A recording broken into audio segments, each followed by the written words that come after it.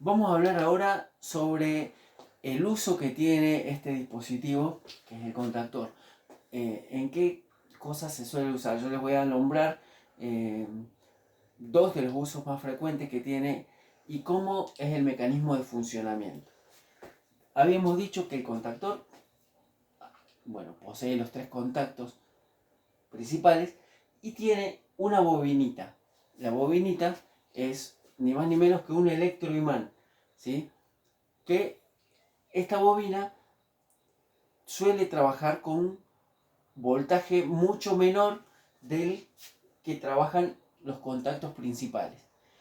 Eh, Ustedes imagínense que si yo tengo con estas tres líneas alimentando un motor de 60 amperes, por decir un ejemplo extremo, yo a este motor de 60 amperes yo no lo puedo manejar o comandar con un interruptor común como el de una llave de luz común. ¿Por qué? Porque esta llavecita de la luz soporta solamente 10 amperes.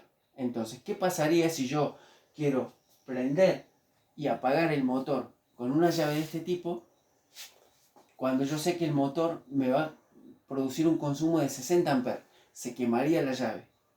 Por lo tanto, se podría generar un incendio. Entonces, en ese caso, donde yo tengo un consumo de corriente grande para un motor trifásico, yo tengo que buscar la forma de abrir y cerrar estos contactos cada vez que lo prendo y cada vez que lo apago. Primero, me da la posibilidad de hacerlo de manera remota, o sea, a una cierta distancia, y después con una tensión mucho más fácil de manejar. Entonces, en ese caso yo conecto esta bobina, que esta bobina va a estar alimentada, en este caso puede estar alimentada por una tensión de, por ejemplo, 24 voltios, ¿sí? Cuando yo le mande 24 voltios a la bobina, es decir, cierro este contacto, viene 24 voltios a la bobina, actúa la bobina cerrando los contactos principales. Entonces, de acá para acá va a pasar la alimentación para el motor y que va a consumir 60 amperes o más y yo no puse en peligro la instalación eléctrica. Ese es uno de los usos frecuentes. El otro uso que tiene este contactor frecuentes también es para las cisternas que tienen tanques de agua, trabajan con flotadores.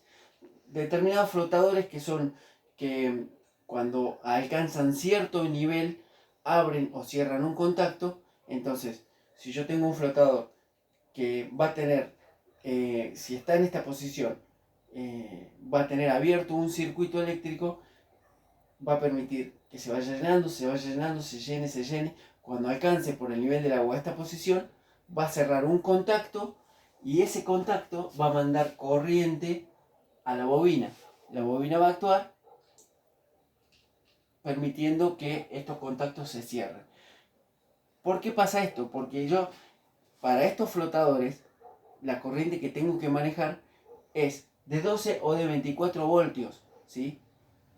¿Por qué? Porque es tensión de seguridad. Yo no puedo poner estos contactos a trabajar con 220 voltios porque es peligroso en un tanque de agua. Porque si alguien sube y tiene que limpiar el tanque o revisar el agua, yo no puedo ese tanque correr el riesgo de que por una falla en la aislación quede electrificado con 220 voltios. Con 12 voltios o 24 es una tensión que no es peligrosa para la persona. Vamos a ver cómo trabaja la bobinita. Si vemos acá, yo acá les hice un dibujito de cómo son cada uno de estos contactos por dentro. Tenemos acá la línea, ¿sí?, de alimentación, el cable que trae la línea, ¿sí? Este es un contacto, esta es una palanquita metálica y acá tenemos el cable que va a alimentar el motor. Cuando yo le doy tensión a la bobinita, que sabemos que es un electroimán, ¿qué va a pasar?